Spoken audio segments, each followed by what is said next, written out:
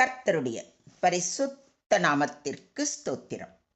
இன்றைய நாளின் தியானத்திற்கென்று தெரிந்து கொள்ளப்பட்ட வேத வசனம் செப்பனியா தீர்க்கதரிசியின் புத்தகம் 2ஆம் அதிகாரம் 3ஆம் வசனம். செப்பனியா 2:3.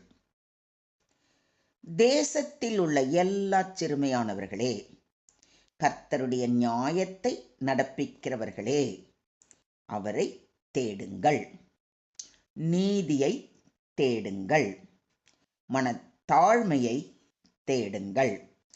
அப்பொழுது ஒருவேளை கர்த்தருடைய கோபத்தின் நாளிலே மறைக்கப்படுவீர்கள்.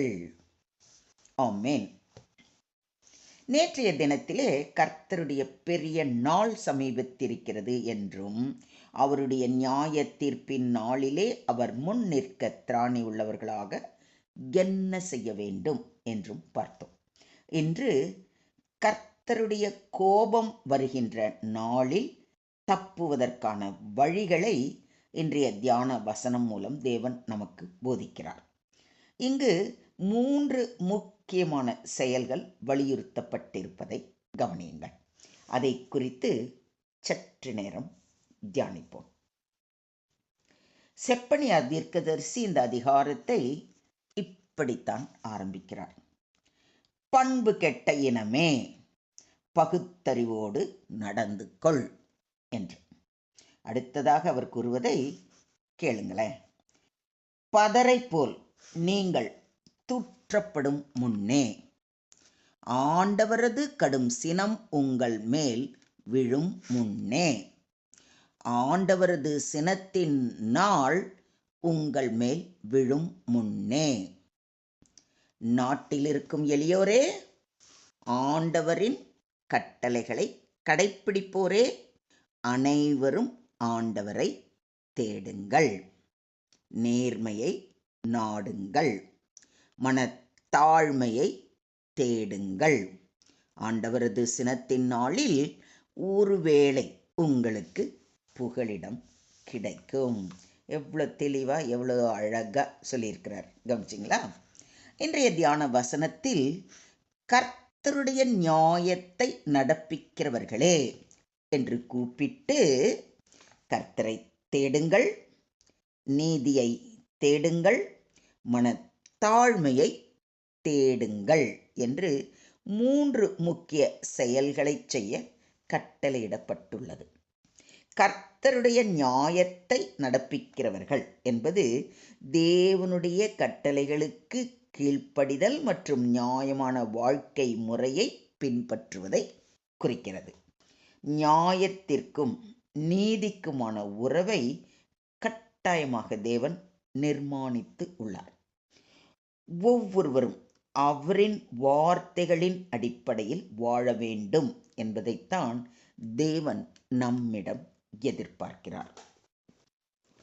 நாம் கர்த்தருடைய நியாயத்தை நடப்பிக்கிறவர்களாக, அதாவது அவருடைய வார்த்தைகளுக்கு கீழ்ப்படிந்து அவருடைய கட்டளைகளின்படி வாழ்கின்றவர்களாக இருக்கிறோமா?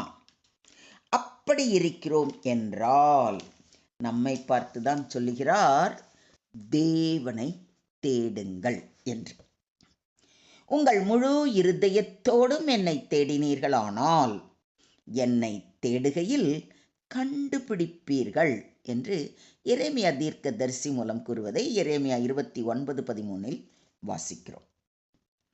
அதிகாலையில் என்னை தேடுகிறவர்கள் என்னை கண்டடைவார்கள் என்று நீதிமொழிகள் 8:17 வாசிக்கிறோம். நாம் தேவனை தேடுகிறவர்களாக, அது எப்படி? முழு இருதயத்தோடு அவரை தேடுகிறவர்களாக இருக்கிறோமா? இது நம்ம முன்னாடி வைக்கப்பட்ட பெரிய கேள்வி. சிந்தியுங்கள். அடுத்ததாக நீதியை தேடுங்கள் என்று சொல்லப்பட்டிருப்பதை கவனியுங்கள். நீதியை காண்பது ஒருவரின் வாழ்வில் தேவனின் சத்தியத்தையும் நியாயத்தையும் பிரதிபலிக்கிறது. தேவனுடைய அரசில் நீதிக்கு மிக பெரிய முக்கியத்துவம் உண்டு. அதனால்தான் நம்முடைய ஆண்டவராகிய இயேசு கிறிஸ்து முதலாவது தேவனுடைய ராஜ்யத்தையும் அவருடைய நீதியையும் தேடுங்கள், அப்பொழுது இவைகள் எல்லாம் உங்களுக்கு கூட கொடுக்கப்படும் என்று சொல்கிறார். நீதியை தேடுதல் என்பது பிறருக்கு நல்லதை செய்யவும் வேஷமில்லாமல் உண்மையுடன் வாழவும் உதவுகிறது. நீதியின் மேல் பசித்தாகம் உள்ளவர்கள் பாக்கியவான்கள், அவர்கள் திருப்தி அடைவார்கள் என்று நம்முடைய ஆண்டவராகிய இயேசு கிறிஸ்து கூறுவதை மத்தேயு 4:6 வாசிக்கிறோம். மூன்றாவதாக, மனத்தாழ்மையை தேடுங்கள் என்று சொல்லப்பட்டிருக்கிறது. மனத்தாழ்மை என்பது ஒருவரின் அழகான பணிவான மனநிலையை குறிக்கிறது. மனிதனின் அடக்கம் தேவனின் முன்னிலையில் மிக மிக முக்கியமானதாக கருதப்படுகிறது. மனுஷனே, நன்மை இன்னதென்று அவர் உனக்கு அறிவித்திருக்கிறார்.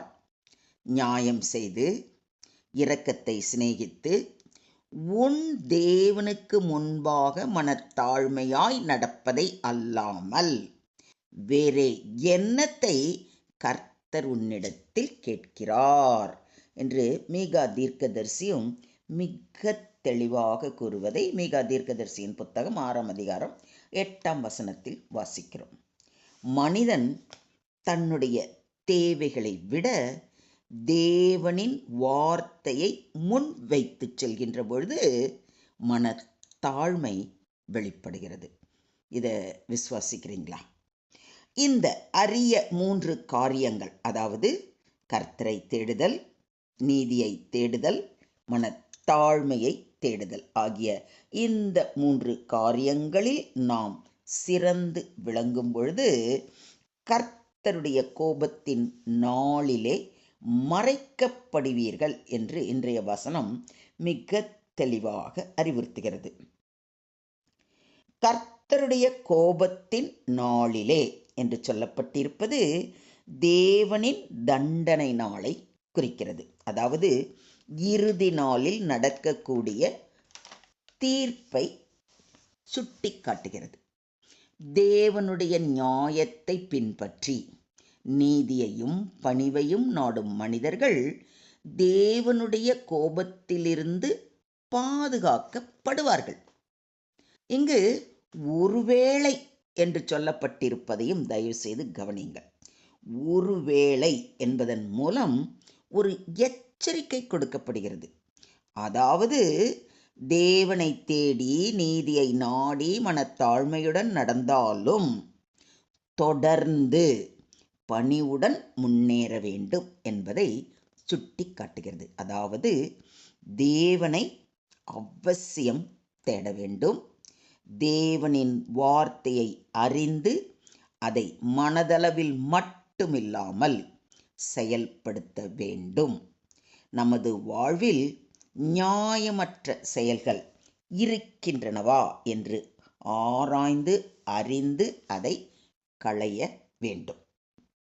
கர்த்தரை மனத்தாழ்மையுடன் பணிந்து கொள்ளும் பொழுது தேவனுடைய பாதுகாப்பும் ஆசீர்வாதமும் உண்டு. தேவன் பெருமை உள்ளவர்களுக்கு எதிர்த்து நிற்கிறார், தாழ்மை உள்ளவர்களுக்கோ கிருபை அளிக்கிறார் என்று வேதம் மிக தெளிவாக கூறியுள்ளது. கர்த்தருக்கு முன்பாக தாழ்மைப்படுங்கள், அப்பொழுது அவர் உங்களை உயர்த்துவார் என்று யாக்கோபும் தன்னுடைய நிருபத்தின் வாயிலாக வாக்களிக்கிறார். எனவே இயேசுவின் 2ஆம் வருகைக்கு ஆயத்தமாகும் நாம் இன்றைய தியான வசனம் மூலம் அவர் சொன்ன 3 காரியங்களிலும் பலப்பட்டவர்களாய் அவர் பாதம் பணிவோம். அவரே நம்மை ஆசீர்வதித்து பரிசுத்தப்படுத்தி அவருடைய கோபத்தின் நாட்களிலே நம்மை அவருடைய செட்டைகளின் மறைவிலே மூடி மறைத்து பாதுகாத்து வழி நடத்துவாராக. தேவனுக்கே மகிமை உண்டாவதாக. ஆமேன், ஆமேன், ஆமென்.